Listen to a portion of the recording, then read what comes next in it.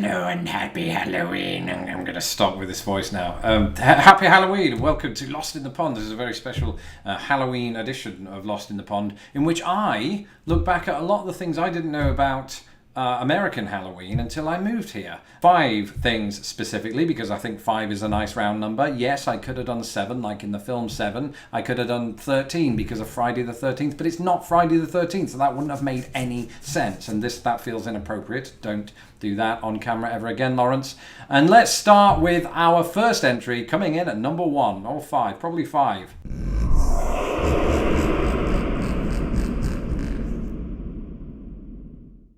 That's right, there are way more of these at Halloween in America, and that's because there are more produced here by a long way. This is really heavy. How have you got the heaviest pumpkin in the world? So you get a lot of those in America, heavy ones and light ones, but Illinois, the state of Illinois, where I live, technically, although Chicago feels like an entire state all to itself at times, I'm getting off track, produces the most pumpkins in the entire land. And you see them everywhere. So there are actual pumpkins everywhere, but then there's pumpkin-themed things everywhere. So, the little buckets that you put sweets in, they're always pumpkins. And there's pumpkin spice lattes, there's pumpkin pie, even vanilla pumpkin-scented candles, right? It's a lot of pumpkin. It's too much pumpkin at times. And you'll be walking down the street and you'll see plenty of these guys hanging about in what we're about to look at in number 2, 4.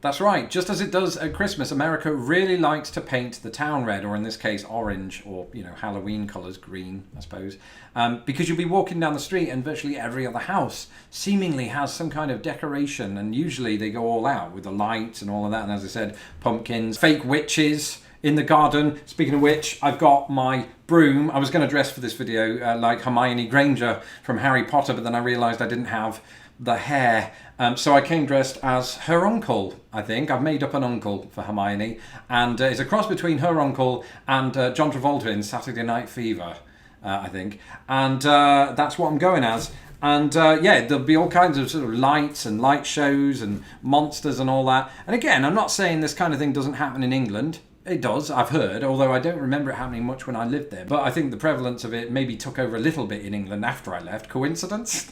Probably entirely coincidental. But in America, they go, it's on another level. Over America, you can practically see Halloween from space. That's true. I read that on Wikipedia. Has it? Okay, I'm being told my graffiti on Wikipedia has been removed. But, you could read it on Wikipedia back in the day. And it's a good thing too. And I suppose in many ways, it makes it very inviting for trick-or-treaters, which brings me on to point number 3. And it really is 3, whichever direction you go.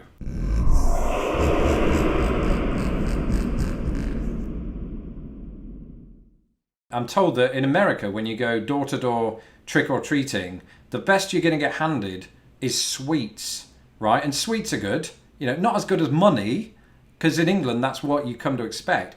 When I was a kid, nothing short of 50p per person would satisfy me. So I made sure I dressed up the best I possibly could. And by the way, when I was a kid, I didn't dress up as John Travolta in Saturday Night Fever. I dressed up as Kevin Costner in Robin Hood, Prince of Thieves.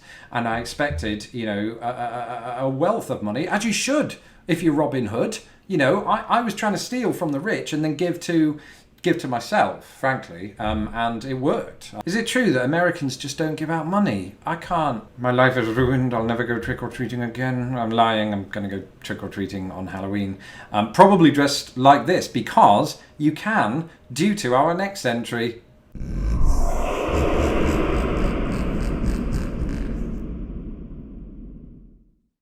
So when I was growing up in England, almost to a man or woman, not going to get sexist about this, although we are in fact talking about children, so it's boy and girl, we would dress up very specifically as monsters, as witches or vampires or Frankenstein's monster or whatever it might be. You had to be a monster. That was part of the shtick, I thought, of Halloween. But here it's perfectly acceptable for me to go out dressed as Nicolas Cage from Face Off, right? You could even dress up as a Rubik's Cube if you wanted to. I don't know why you would. It'd be bloody hard to get on the train without people touching you.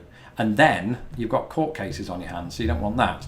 It's what I'm saying is you can dress as anything practically here, and that's acceptable. You know, and I'm not saying people don't dress as monsters here, they do. I'm also not saying that people don't dress as non-monster things in the UK, but for sure the focus in Britain is dressing up as something monstrous, which is why I once went as myself. And speaking of British immigrants, that brings us on to our final point.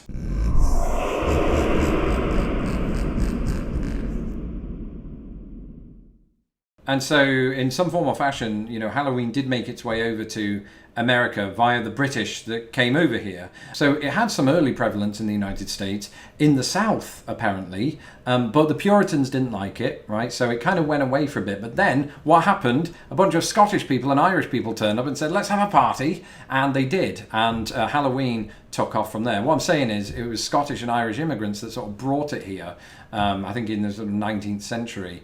And then in the latter half of the 19th century, it started to grow around America to where now most peoples in the land celebrate it. And it's fascinating to think that this holiday was brought from that small island. Imagine what I could have brought with me. I could have brought with me Britpop music and turned that into a movement all over again in America for the first time ever.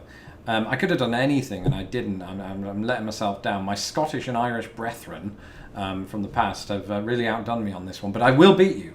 You know, we've got 10,000 subscribers now. We're an army. I suppose given that Scottish and Irish influence, it's actually no surprise that orange is so closely linked with Halloween because of all the gingers. So I like ginger. I've got ginger friends, so I'm allowed to say that. And that's not a slight against gingers. You know, I like gingers. I married a ginger. So, you know, I'm not going to show her this video. So nobody else share this video with my wife or I'm dead. Happy Halloween, everybody. Thank you for joining me and go trick-or-treating, and demand money. If you're in America, don't demand money. That could seem like an armed robbery. Until next time, goodbye. I'm very, very sorry about that.